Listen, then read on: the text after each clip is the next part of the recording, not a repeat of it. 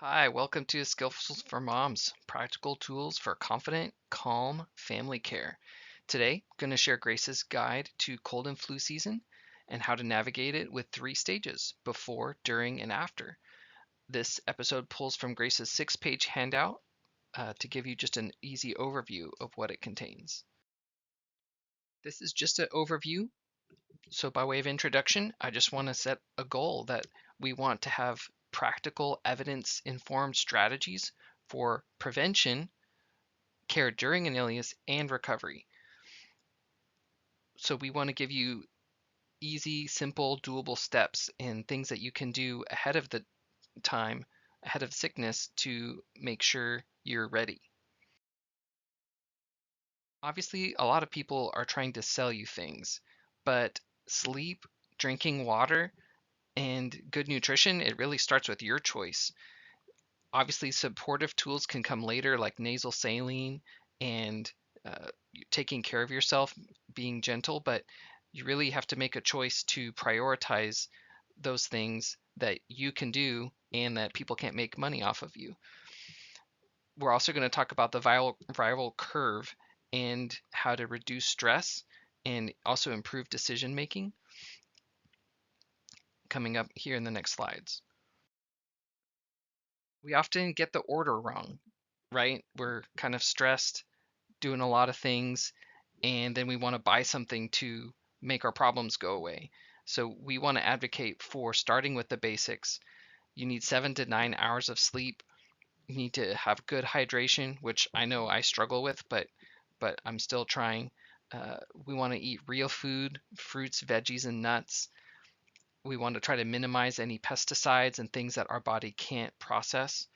Then good, gentle, natural movement all day, ideally, not just intense, but you want to break it out every day.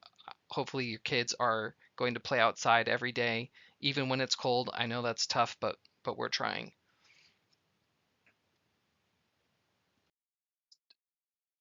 These are just foundational habits that you can build in: sleep, hydration, diet, and consistent movement to help your body already be strong and be able to bounce back after sickness. Hey, I'm floating over here now, bottom left. So Grace has a soapbox, and that is nasal saline. If you don't know what that is, it's a spray that you can use to clear your nose. It removes viral particles from out of your um, nose and respiratory system, helps you breathe. We do it in the morning, right when we wake up, but also before bed. It helps you sleep better too. It reduces nighttime congestion in dry indoor air. I'm recording this during the winter right now, and our heater's going a lot, so you need that saline to help your nose not stay too dry. Then obviously, fresh air and sunlight is good for your home. Uh, We want to also finally clean your home with soap-based cleaners. Grace advocates avoiding heavy chemical disinfectants. I know we're kind of trained to think that's what clean smells like, if it smells like a chemical, but ideally, just basic soap from Branch Basics or other suppliers is really good for your health. Even with all these steps, chances are we're still going to experience some sickness symptoms. So let's not get overwhelmed. Let's stick to the basics and take care of what matters most. Here are the core care strategies during sickness that Grace recommends: sleep and naps. This will get you better faster than anything else. It's just so good to rest.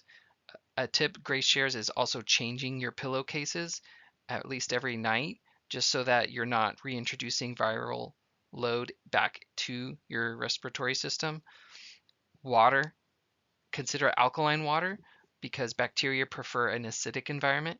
Healing foods like warm soups, bone broth, easy to digest. Avoid rough food like salad or any sugary drinks. And then light movement only. No strenuous workouts are needed when you're sick. But it is good to maintain movement to help your body and your nervous system circulate. Now we'll talk about the viral load and the viral curve, which peaks about 2 to 4 days into sickness, but then it improves. A lot of people actually get antibiotics when their viral load, when they're on the downslope. They don't realize it, but they feel like, oh man, I just gotta do something, and you're already on the mend. So think about the viral curve, and there's more research out there that you can look up about maybe what you're experiencing and how long it could take. Again, sinus rinsing, that is a whole next step. I showed a picture of the Neilmed sinus rinse bottle.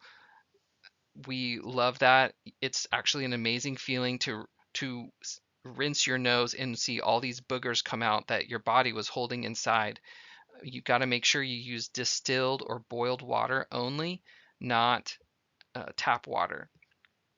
There's other gentle options like oscillococonium, pictured here. It's used a lot in Europe. Vitamin C, zinc, elderberry, and NAC. Make sure you ask for guidance from a medical professional about these, and make sure they're okay for you to take in your situation. Then finally, for cough and chest congestion, a nebulizer with sterile saline is safe even for infants. It loosens mucus without the side effects of medication.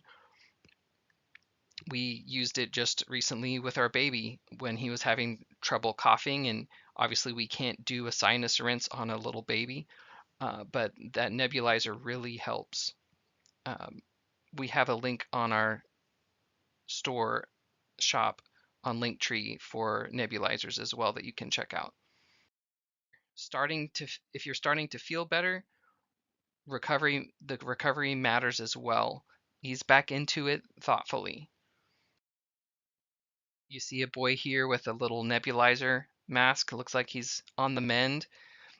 It's still good to do that occasionally if you have a persistent cough. Ear fluid can persist for up to 3 months, Grace says, so this could affect your hearing and your balance, especially in kids. Habitual mouth breathing is common after congestion. It can lead to dental and jaw issues, so you need to gently retrain nasal breathing during quiet activities. We give our kids a Mayo Munchie while they're watching a show to help them breathe through their mouth and strengthen their jaws. Then you need to gradually reintroduce activity and monitor energy, restoring balance and correct habits that have shifted. So we don't want to do everything at once. We need to start with the basics, understand the viral curve, support yourself with rest, hydration, and gentle care. We do have a online shop where we can share a few of our favorite products for use in battling cold and flu season, like saline, nebulizers, and other supplements. I hope these takeaways are helpful for you. Foundational health habits is something Grace is really passionate about. All this content was derived from her and this document that's available also on our Linktree site. Remember, you can support yourself and your kids during illness. Recovery and rehabilitation needs to be taken gently. And remember, don't panic in that right at the beginning of that viral curve, right? You can take care of yourself and help your body fight the illnesses. And of course, reach out for help to your community, to a trusted medical provider.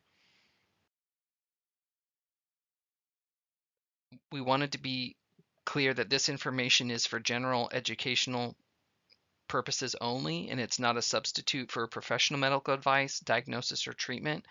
Always consult a qualified healthcare provider regarding any medical condition or treatment plan. Skills for Moms may receive a small commission from purchases through our shop. Use this information for personal guidance and to ask questions of people in your community. Thanks for your patience with us. We're just trying this out for the first time, so I hope it was helpful for you. Feel free to share it with others if you think it was helpful, or message us with any feedback you might have. Thanks. Have a good one.